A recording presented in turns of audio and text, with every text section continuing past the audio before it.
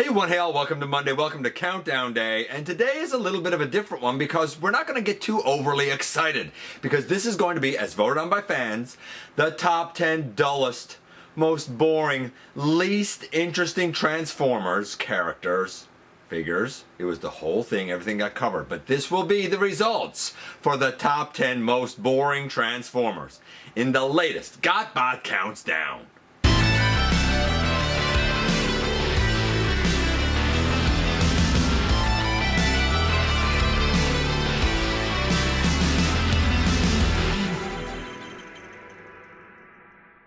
Hey one hail, welcome back to the channel. I'm your host, your most humble of hosts, Dennis Moulton, aka GotBot. As always, please like, comment, share, of course, subscribe, and while you're at it, light 'em up, baby.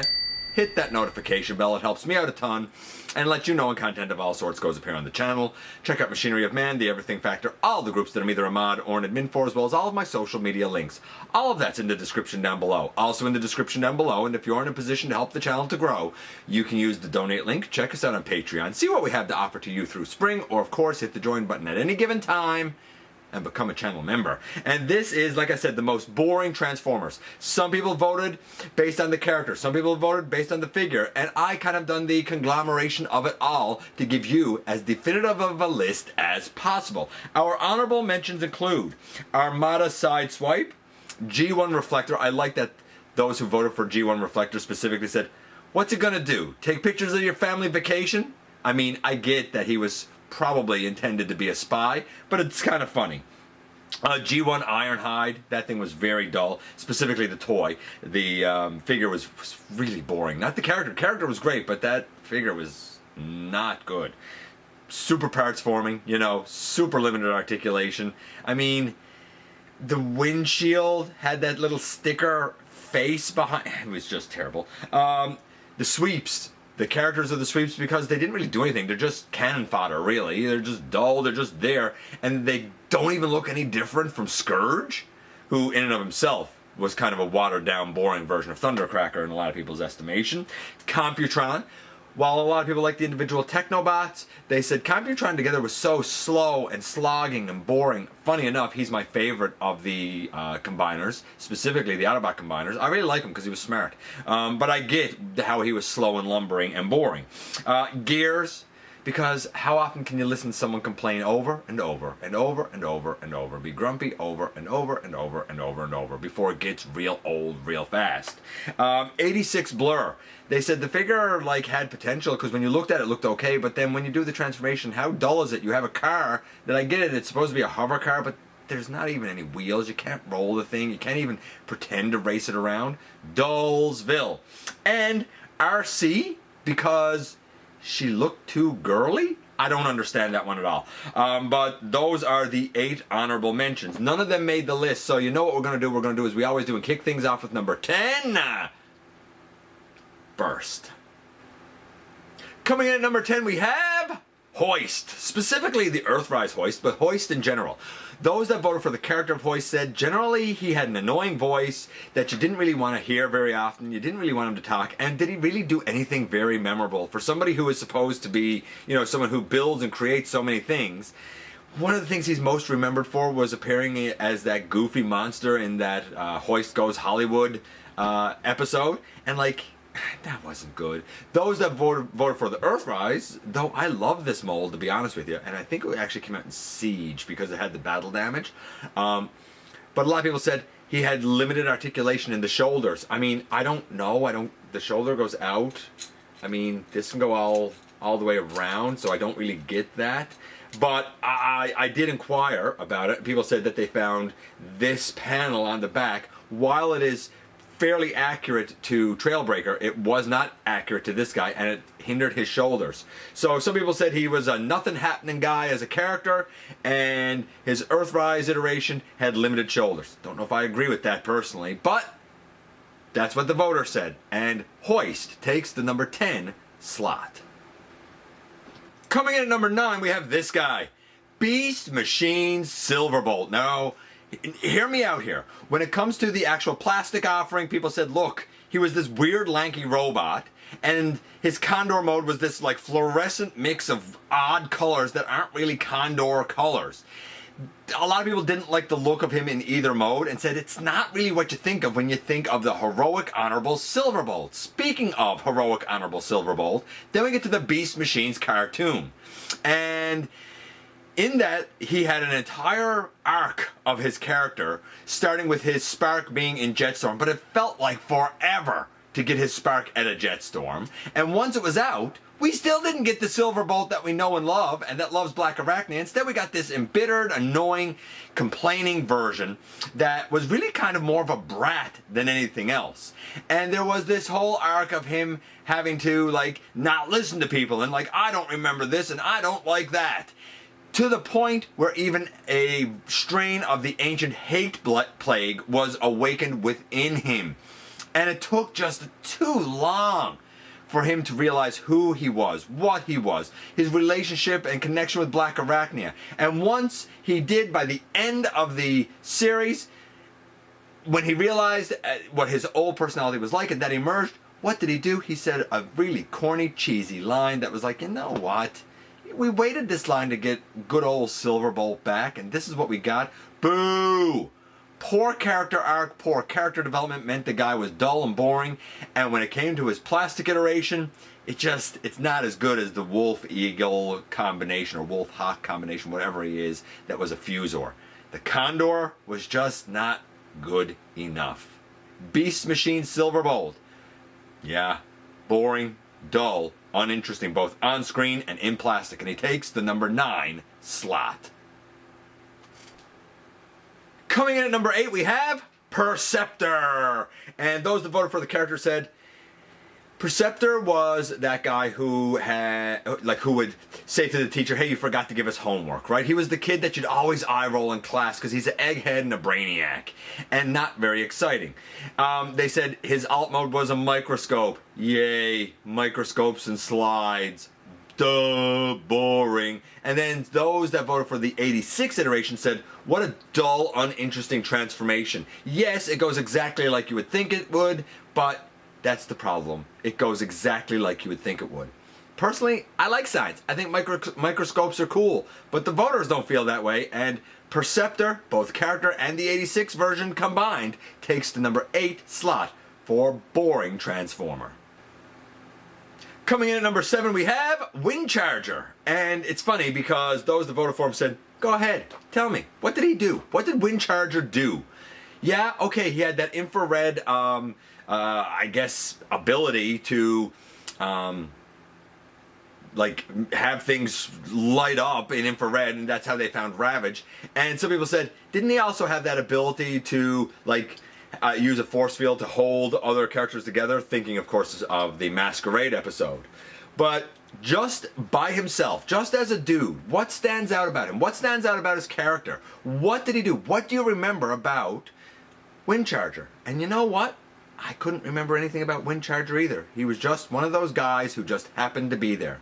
Couple of cool abilities, a great alt mode, but a nothing happening character. And that's why Windcharger slots in at number 7 for most boring transformer. Number 6 is this guy, G1 Broadside. And those that voted for him said, look, he wasn't really in the show very much anyway. And when it came to the actual triple changing figure, well, he was a brick that had wings that turned into a brick that was mostly flat with a little front on it because it was the top of an aircraft carrier that turned into a brick with arms. Basically, he's a three-way brick. And that's just dull, boring. I agree. The G1 Broadside wasn't that great. And he takes the number 6 slot. And now a hush falls over the crowd because we've reached the ever-coveted, ever-popular halfway mark. And at the halfway mark, we have Wheelie, G1 Wheelie. And those that voted for Wheelie said, look, his G1 figure was so dull and boring. It looked awful in alt mode. It looked awful in robot mode. There was nothing rewarding about going back and forth between the modes. In terms of the character, they said right away with the rhyming, either you thought it was, oh, a cute little quirk that you laughed at, or you thought it was annoying. But as time went on, and that's the way Wheelie always was, it just became eye-rollingly boring to the point of, oh, here comes Wheelie again. Oh, he's going to talk and do the thing. And for that reason, Wheelie's considered very boring, both in plastic and in fiction, and he takes the number 5 slot. Number 4 is Siege Sound Barrier. I know this isn't Sound Barrier. I'm not sure where my Sound Barrier is at the moment, but I was able to find this guy real quick. This is the version that came with the Optimus Prime Netflix pack, but it's the exact same mold. I can't remember this guy's name offhand. Nevertheless, people said Sound Barrier. I mean, no knees, no elbows, so right away, limited articulation. No real fiction, so right away, you're not invested in the character. He turns into, I've said this before, a plank, a piece of road. You literally just drive over the guy, and he serves no other purpose than to literally just lie there and do nothing but be a piece of road. And to top it all off, if you do have Sound Barrier, these lower legs are also known to break off. So he breaks a bunch, limited articulation, no character, and he's a piece of road that you literally just drive over. How much more dull could something be? Sound Barrier takes the number 4 slot. Number 3 is Twin Twist. Not this Twin Twist. This is the fantastic Titan's Return. But the G1 Twin Twist. And honestly, I wish I had my G1 here so I could actually show it to you guys. It's not, so I can't. But I mean, a lot of people said, look, you pull it back, you let it go, it springs up and does the whole jump starter thing. It's dull, it's boring, you do it once or twice and the gimmick is out. It's not even cool, because when you saw Topspin do it, at least you felt like that thing had wings, so it going fast seemed cool. A drill tank just didn't seem cool. The robot mode was boring. Again, no knees, yeah, the arms went around, and he didn't even appear on the show. Dull, dull, dull, dull, dull. And he takes the number 3 slot. Coming at number 2, we have this guy. That's right, it is the character of G1 Skids. And specifically the character, because a lot of people said, look, the robot, the figure was pretty cool. I mean, the short had the limitations that you would have with a G1 offering. And a lot of people liked the vehicle mode because it was actually a robot in disguise. It was a very unassuming vehicle mode. But when it came to the character in the G1 cartoon, because he certainly has had more life in some of his comic book iterations, but in the G1 cartoon, you had this theoretician who basically was a daydreamer, and sometimes would get in fender benders because he would just rather daydream and not really do much. His only claims to fame in the G1 cartoon was being part of 2 teams. One went to try and stop the Insecticons, and that didn't work out so well.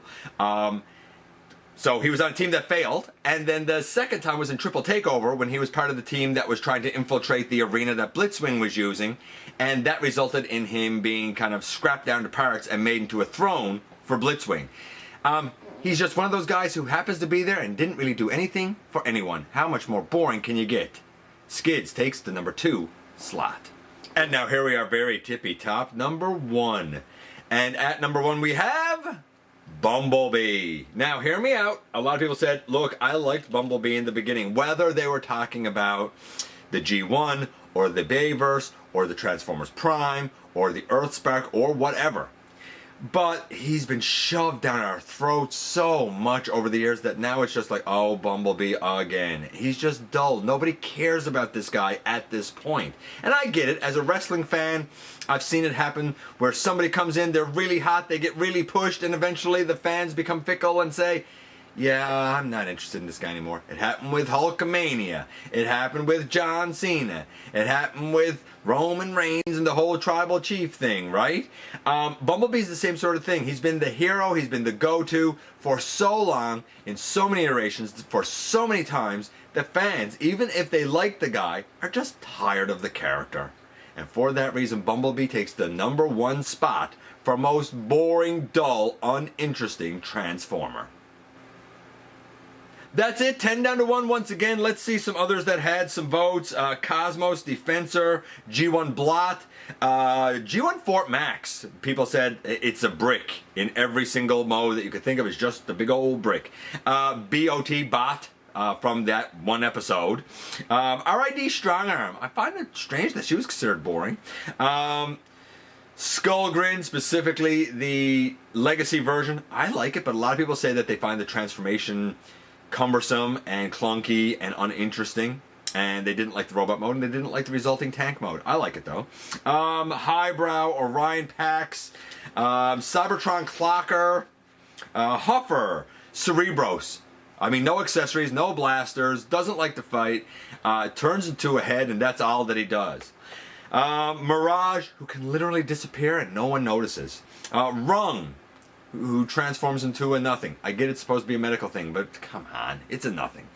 Chrome Dome, Energon Wingsaber, who's basically just living armor for Optimus. And the figure is just one big lazy brick that does nothing. Sludge, Tricranius, which came with the Blast Effects parts. Although I like Tricranius. I thought that was a really cool fossilizer myself. Primus Cup, Sea Spray. Siege Swindler. I think that was like my worst for 2021, 2022, something like that. Outback, Soundwave, Ramjet. Exosuit Spike. I like the 86 Exosuit Spike. I think it's better than the MP, but a lot of people don't. Blue Streak, because again, did nothing for no one. G1 Cartoon, Tailgate. Sunstreaker, other than being vain and having a cool alt mode, didn't really do anything memorable.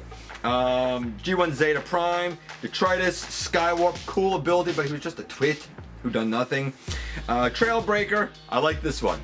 The Quintesson Judge, who literally just sits on the shelf because his alt mode is never worth going to. So he does nothing but sit there. Studio Series 112, Optimus Prime, that's the Transformers 1 Optimus Prime. Chip Chase, Hound, Legacy Point Blank, and just for funsies, since we had Twin Twist on the list, Topspin had a couple of votes, all his own. Them and even more. I appreciate you guys coming by, giving me some of your extremely valuable time. I do know how important it is to you. If you're in a position to help the channel to grow, you can use the donate link. Check us out on Patreon. See what we have to offer to you through spring, or of course, hit the join button at any given time and become a channel member. While you are at it, hit the subscribe button, stick around, have some fun with us here on the channel. And don't forget, not for a moment, not for a second, that you right there, you do make a difference in the world. And I'll look forward to the next time that you and I get together and have another visit, either in the live streams on Thursday nights, at the stop motion premieres, or the old fashioned way, right here, inside the videos.